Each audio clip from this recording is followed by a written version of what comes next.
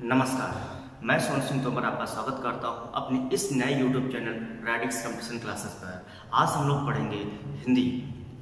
Hindi one day exam से पूछी जाती है, लगभग स्टेट गवर्नमेंट में ज़्यादा पूछी जाती है, तो उसी के हिसाब से हम लोग हिंदी का आज संपूर्ण अध्ययन करने वाले हैं। हिंदी के इस जो वीडियो होंगे वो आपको 30-30 मिनट के हर एक चैप्टर के दिए जाएंगे, विधिवत एकदम क्रोनोलॉजिकल ऑर्डर में। आपको कोई भी परेशानी नहीं होने वाली है स्टडी में, ठीक है। चलिए आज हम शुरू करते हैं हिंदी। तो हिंदी कितने तरह से परीक्षा में पूछी जाती है, सबसे पहले हम इसका अध्ययन कर लेते हैं। तो हिंदी 3 तरह से परीक्षाओं में पूछी जाती है, 3 तरीके की परीक्षा में पूछी जाती है। जो पहली सेक्शन है वो हिंदी भाषा है। पहले सेक्शन में क्या पूछा जाता है? हिंदी भाषा। हिंदी भाषा। दूसरा जो पूछा जाता है वो हिंदी व्याकरण पूछा जाता है, हिंदी व्याकरण। और तीसरा सेक्शन है हिंदी साहित्य। हिंदी साहित्य। आपको पता होना चाहिए कि अभी तक आपने परीक्षा दी होगी या नहीं दी गई हो, या प्रैक्टिस देखे हों, या विगत प्रीवियस ईयर प्रश्न पत्र देखे होंगे, उसमें सबसे ज़्यादा जो आपको लगा होगा वह है कि हिंदी व्याकरण में सबसे ज़्यादा प्रश्न पूछे जाते रहे हैं। तो इन तीनों पोर्शन यानी तीनों क्षेत्रों में सबसे जो महत्वपूर्ण है वह हिंदी व्याकरण है। चलिए तो हम शुरू करते हैं हिंदी भाषा से। तो हिंदी भाषा का संक्षिप्त परिचय लेकर के हम लोग हिंदी व्याकरण पर आएंगे। हिंदी व्याकरण में आपको वर्णमाला, संधि, समास, संज्ञा से अव्यय तक के पूरे टॉपिक स्टेप टू स्टेप पढ़ेंगे। एक भी समस्या नहीं आने वाली आपको है। ना तो तुमको 4 किताबें पढ़नी है, ना तो आपको अलग अलग कई वीडियोस देखने हैं। आपको एक ही वीडियो में 30-30 मिनट के जो वीडियोस होंगे आपके हर चैप्टर के, उसमें लगभग हर एक चीज़ आपको मिल जाएगी जो आपके परीक्षा के लिए बहुत रामबाण साबित होगी। आइए चलिए शुरू करते हैं हिंदी भाषा से। तो हिंदी भाषा से शुरू करते हैं, थोड़ा परिचय देखते हैं। बाकी जब हम इसका पूरा चैप्टर लेंगे तो बहुत ही हम लोग इसका गहन अध्ययन करेंगे। तो सबसे पहले हम लोग पढ़ेंगे हिंदी भाषा। क्या पढ़ेंगे? हिंदी भाषा। अब हिंदी पढ़ने के लिए सबसे महत्वपूर्ण यह है कि आपको शब्दों का ज्ञान होना अति आवश्यक है कि किसी भी शब्द का अर्थ क्या है। अगर यह जानने में आप सफल रह जाते हैं तो इसका मतलब आप हिंदी में लगभग 89% या 99% सफल हो जाएंगे। आगे बात करते हैं हिंदी। तो हिंदी भाषा में सबसे पहले हम हिंदी शब्द के बारे में चर्चा कर लेते हैं कि हिंदी क्या है। हिंदी एक भाषा है। हिंदी क्या है? भाषा है। हिंदी भी क्या है? एक भाषा है। लेकिन यहाँ पर आपको जानने की आवश्यकता यह है, प्रश्न ये बनता है कि हिंदी किस भाषा का शब्द है। अगर परीक्षा में प्रश्न पूछ लिया जाए हिंदी किस भाषा का शब्द है, तो आप बता सकते हैं हिंदी फारसी भाषा का शब्द है। हिंदी किस भाषा का शब्द है? फारसी भाषा का शब्द है। ध्यान रखना, हिंदी किस भाषा का शब्द है? फारसी भाषा का शब्द है। अगला अगर क्वेश्चन यहाँ से बन जाए कि हिंदी का जन्म स्थान क्या है, यानी हिंदी की उत्पत्ति किस स्थान पर हुई है, अगर इस तरह से प्रश्न पूछा जाए तब उसका जवाब क्या आएगा? तो आपको बता देना है हिंदी की उत्पत्ति उत्तर भारत में हुई है। क्या हुई है? उत्तर भारत में हुई है। अच्छा, हिंदी भाषा जो है इसका नामकरण किसने किया? हिंदी शब्द का जो है नामकरण किसने किया है, ये भी बहुत प्रश्न पूछा जाता है।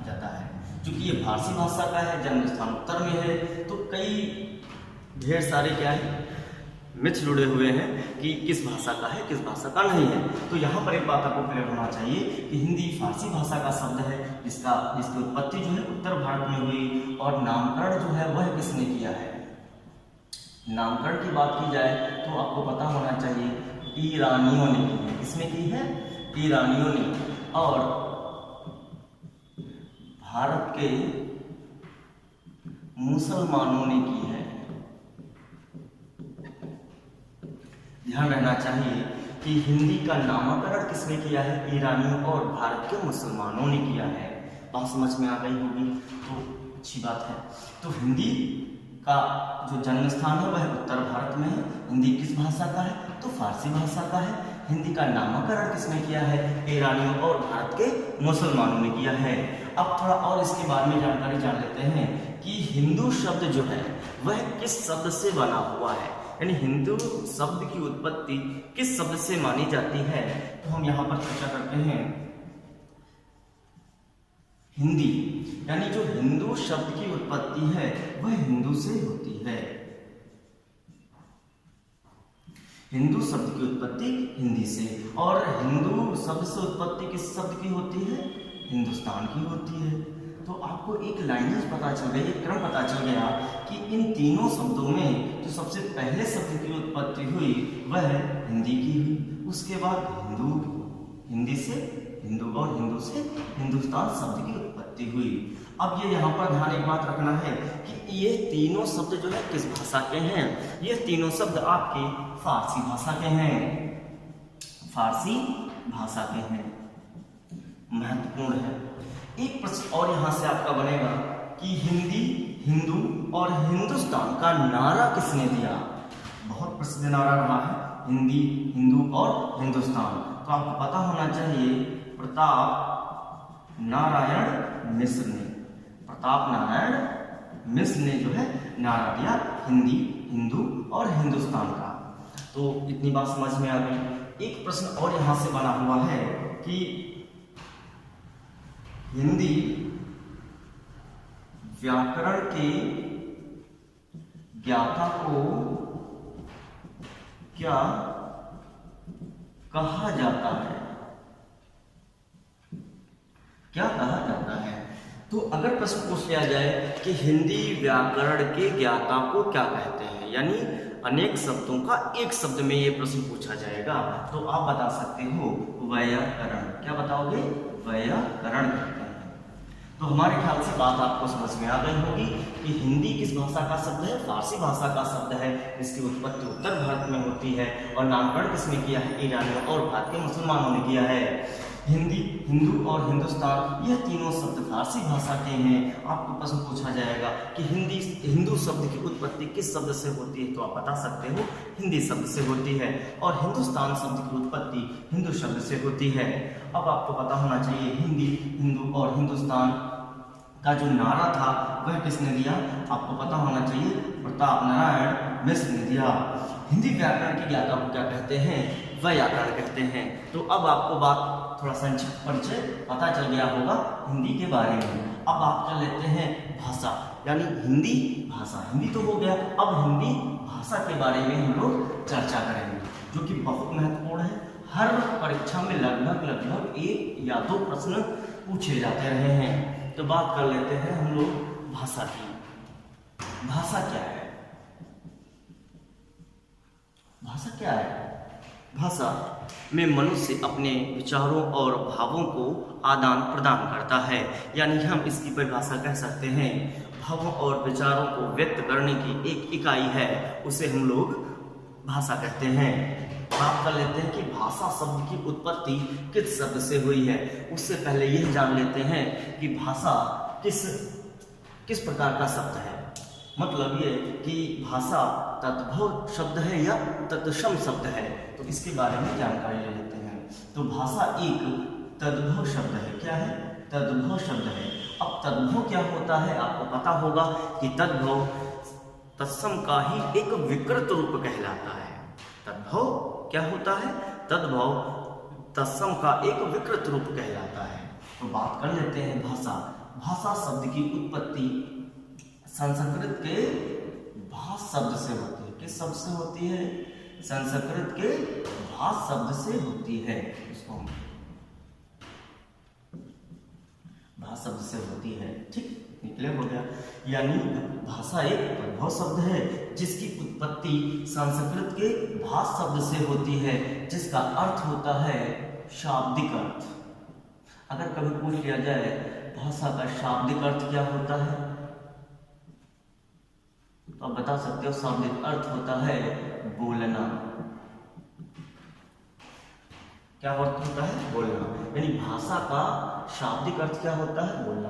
भाष शब्द का शाब्दिक अर्थ क्या होता है? बोलना। अब आपको पता चल गई। अगर प्रश्न पूछ लिया जाए कि भाषा की परिभाषा क्या है, तो आप बता सकते हो भाषा भावों और विचारों को व्यक्त करने की एक इकाई है। फिर अगर पूछा जाए भाषा की उत्पत्ति कैसे हुई, तो भाषा शब्द की उत्पत्ति संस्कृत के भाष शब्द से हुई है, जिसका शाब्दिक अर्थ होता है बोलना। जिसका शाब्दिक अर्थ होता है बोलना। चलिए अब इसके बारे में थोड़ा और हम नॉलेज ले लेते हैं। इतना क्लियर हो गया होगा। आप चाहे इसकी स्क्रीनशॉट ले लीजिए, चाहे इसको ध्यान में रखिए। चलिए बात कर लेते हैं कि भाषा की सबसे बड़ी इकाई क्या होती है, भाषा को व्यक्त करने की इकाई क्या होती है, इस पर हम लोग चर्चा करेंगे। भाषा की सबसे बड़ी इकाई जो होती है वह है वाक्य होती है। भाषा की सबसे बड़ी इकाई क्या होती है? वाक्य होती है। वाक्य से छोटा उपवाक्य होता है। उपवाक्य से छोटी इकाई पदबंध होता है। पदबंध से छोटी इकाई शब्द या पद होता है। और शब्द या पद से छोटी इकाई अक्षर होती है। अक्षर से छोटी इकाई ध्वनि या वर्ण होती है। अब आपको इनका क्रम अच्छे से पता चल गया कि भाषा की सबसे बड़ी इकाई वाक्य होती है। वाक्य से छोटी इकाई उपवाक्य होती है। उपवाक्य से छोटी इकाई पदबंध और पदबंध से छोटी इकाई शब्द या पद। शब्द या पद से छोटी इकाई अक्षर और अक्षर से छोटी इकाई ध्वनि या वर्ण होती है। ये बहुत बार प्रश्न पूछा गया है। अब इससे हम थोड़ा अध्ययन करेंगे। यहाँ से बहुत महत्वपूर्ण प्रश्न निकलने वाले हैं, बहुत ध्यान से देखिएगा कि भाषा की सबसे बड़ी इकाई, अगर प्रश्न पूछ लिया जाए, क्या पूछा जाए? भाषा की सबसे बड़ी इकाई। भाषा की सबसे बड़ी इकाई की बात की जाए तो उत्तर क्या आप देंगे? भाषा की सबसे बड़ी इकाई वाक्य होती है। पहला प्रश्न। अगर दूसरा प्रश्न पूछ लिया जाए कि भाषा की सबसे बड़ी व्यक्त इकाई कौन है, भाषा की सबसे बड़ी व्यक्त इकाई अगर पूछा जाए, तब भी आप प्रश्न का उत्तर वाक्य ही देंगे। क्या देंगे? वाक्य ही देंगे। तो आपको समझ में आया होगा भाषा की सबसे बड़ी इकाई क्या है? वाक्य है। भाषा की सबसे बड़ी व्यक्त इकाई क्या है? तब भी वाक्य है। एक और क्वेश्चन यहां से बनता है, भाषा की सबसे बड़ी व्याकरणिक इकाई कौन है? सबसे बड़ी व्याकरणिक इकाई कभी कभी आपको पूछा जाता है, भाषा की सबसे बड़ी व्याकरणिक इकाई क्या है? अगर हम बात करें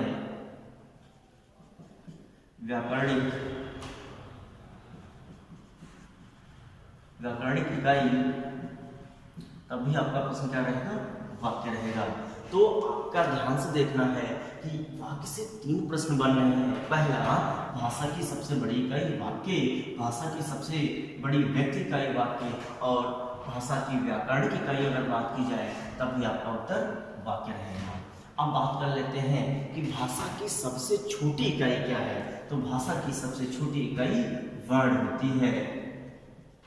सबसे छोटी इकाई, सबसे छोटी इकाई क्या होती है? वर्ण। अगर प्रश्न पूछ लिया जाए कि वर्ण क्या है, वर्ण क्या है, अगर प्रश्न पूछा जाए वर्ण क्या है, तो आपको पता होना चाहिए कि वर्ण उस मूल ध्वनि को कहते हैं जिसका खंड ना हो।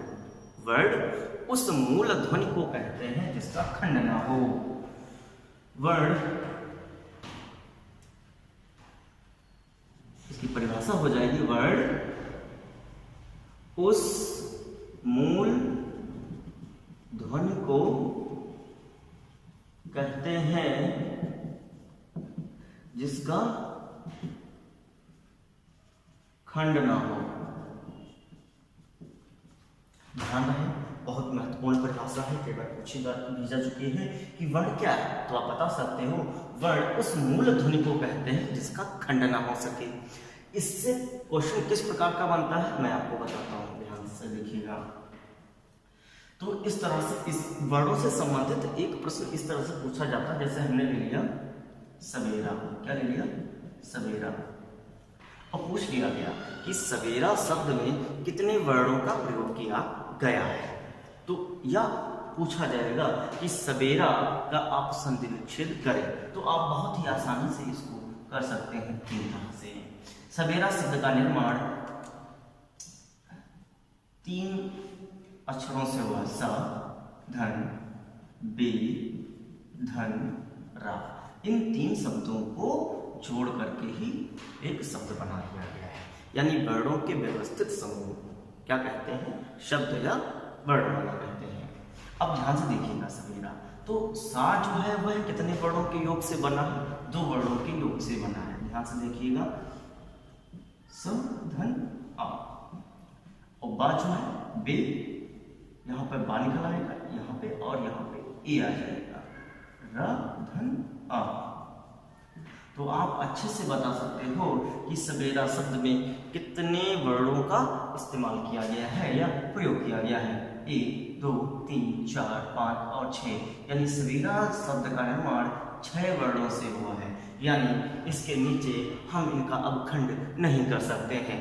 कोई भी यदि शब्द दिया गया है, अगर पूछा गया है कि इस शब्द में कितने वर्ण हैं, तो आप इस आधार पर ही निकाल सकते हैं। चलिए हम आगे बात करते हैं, ध्वनि क्या है। ध्वनि क्या है? ध्वनि एक निराकार इकाई है, जिसका कोई भी आकार ना हो, जिसका कोई भी आकार ना हो, वो ध्वनि कहलाती है। यहाँ से एक प्रश्न बनता है, एक प्रश्न पूछा गया था कि शब्दों की आधारशिला क्या है। ये 4 ऑप्शन दिए गए थे और पूछा गया था कि इनमें से शब्दों की आधारशिला क्या है। शब्दों की आधारशिला, शब्दों की आधारशिला। अगर हम बात करें शब्दों की आधारशिला के बारे में, तो हो जाएगा ध्वनि। क्या हो जाएगा? शब्दों की आधारशिला क्या होती है? ध्वनि होती है। ठीक है, तो यहाँ से आपको ध्यान ये रखना है कि शब्दों की आधारशिला ध्वनि होती है। वर्ण भाषा की सबसे छोटी इकाई होती है। परिभाषा क्या होती है? वर्ण उस मूल ध्वनि को कहते हैं जिसका खंड न हो। एक प्रश्न यहाँ से एक और बना है, यानी ध्वनि के लिखित रूप को वर्ण कहते हैं। ये भी महत्वपूर्ण है, ध्वनि के लिखित रूप को वर्ण कहते हैं। ध्वनि के लिखित रूप को वर्ण कहते हैं। तो आपको पता चल गया, यहाँ से आपके वाक्य से 3 प्रश्न बन गए हैं और ध्वनि और वर्ण को मिलाकर के लगभग आपके 5 प्रश्न बने हुए हैं। कौन कौन से? एक बार चेक कर लेते हैं कि शब्दों की आधारशिला क्या होती है? ध्वनि होती है। ठीक, ध्वनि के लिखित रूप को ही क्या कहते हैं? वर्ण कहते हैं। सबसे छोटी इकाई भाषा की वर्ण होती है। वर्ण की परिभाषा क्या है? वर्ण उस मूल ध्वनि को कहते हैं जिसका खंड ना हो सके। हमारे ख्याल से आपको वाक्य और ध्वनि और वर्ण के बारे में अच्छे से समझ में आया होगा। अब हम लोग बात कर लेते हैं अक्षर। यहाँ से किस तरह से प्रश्न बनता है हम देख लेते हैं। अक्षर से किस तरह से प्रश्न बनता है? सबसे पहला प्रश्न यही पूछा जाता है कि अक्षर शब्द का अर्थ क्या है। अक्षर शब्द का अर्थ क्या है? तो अर्थ समझ लेते हैं, जिसका क्षरण न किया जा सके। तो बाकी आपको ध्यान रखना है, जिसका क्षरण ना किया जा सके उसे हम लोग क्या कहते हैं? अक्षर कहते हैं। ध्यान रखना, ये अनेक शब्दों के एक शब्द के अंतर्गत प्रश्न आता है कि जिसका क्षरण ना हो सके उसे क्या कहेंगे? अक्षर कहेंगे। अच्छा, एक और प्रश्न यहाँ से बनता है कि अक्षर का विलोम क्या होगा? अक्षर का विलोम क्या होगा? तो आप बता सकते हो क्षर। क्या बता सकते हो? क्षर। क्षर का मतलब होता है क्षरण हो सके, जिसका क्षरण हो सके, जिसका क्षरण हो सके उसे क्षर कहते हैं। जिसका क्षरण ना किया जा सके उसे क्या कहते हैं? अक्षर कहते हैं।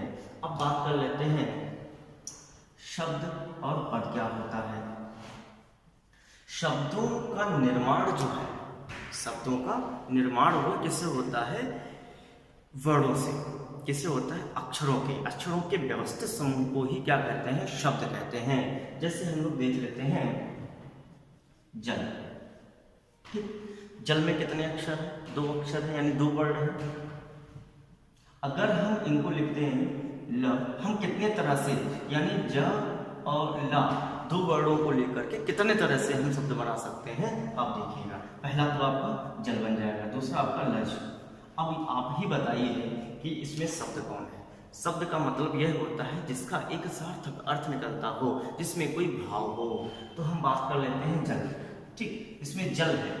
जल क्या है? एक सही शब्द है, जबकि लज कोई भी शब्द नहीं है।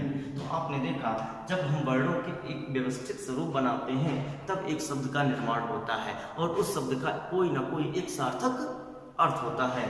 उसे हम लोग क्या कहते हैं? शब्द कहते हैं। शब्द की परिभाषा यदि पूछ ली जाए तो आप उसका जवाब क्या देंगे? ध्यान रखिएगा, शब्द की परिभाषा होती है, शब्द की परिभाषा जो हम लोग देख लेते हैं,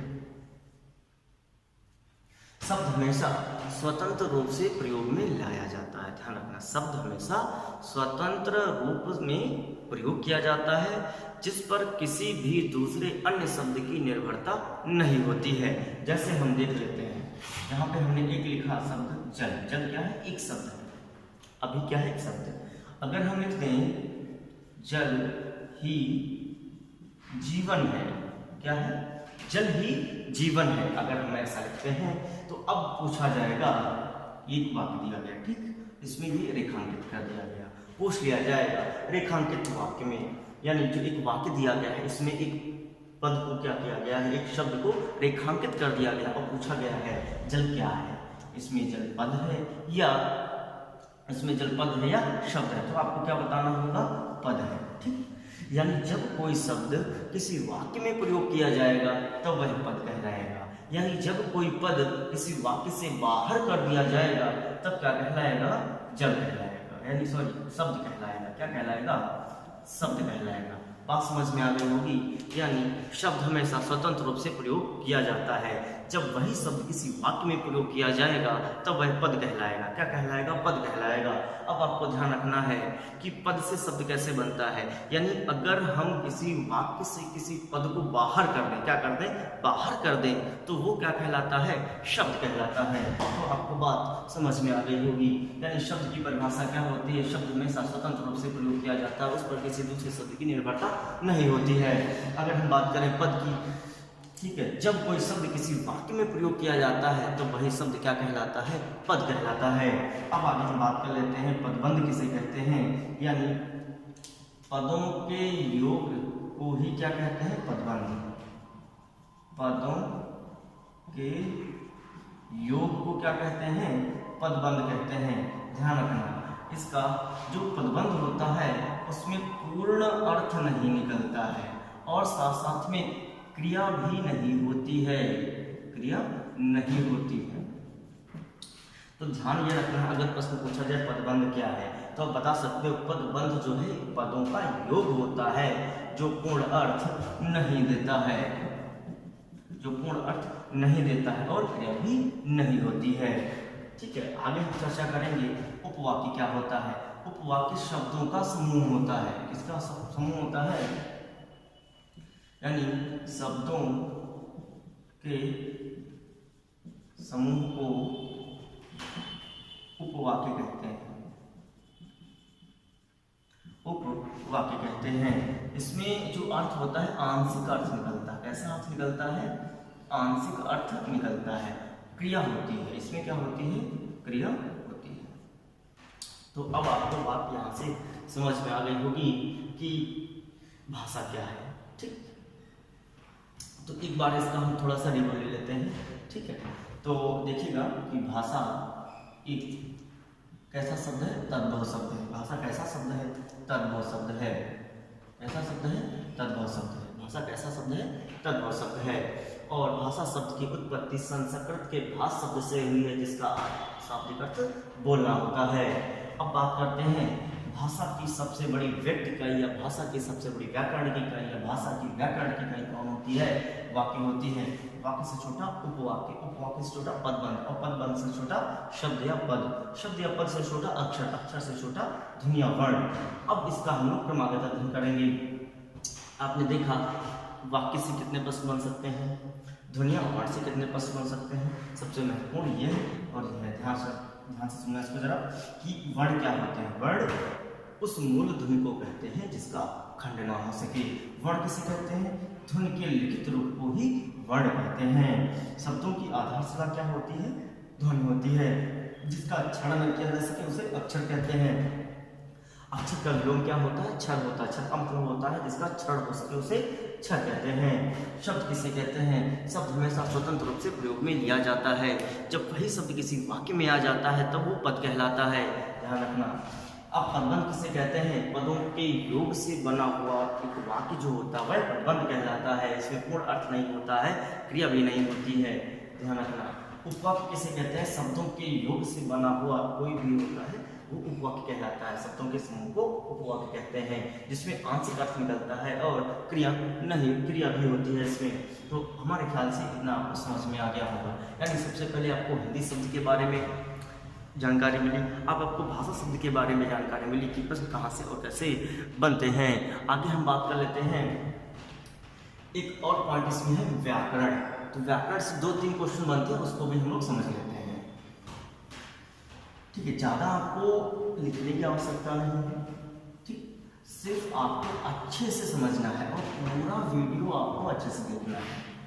सारे प्रश्न आपको मिलेंगे, एक भी प्रश्न हमारे ख्याल से नहीं छोड़ने वाला है आपके परीक्षा में, ध्यान से देखिएगा।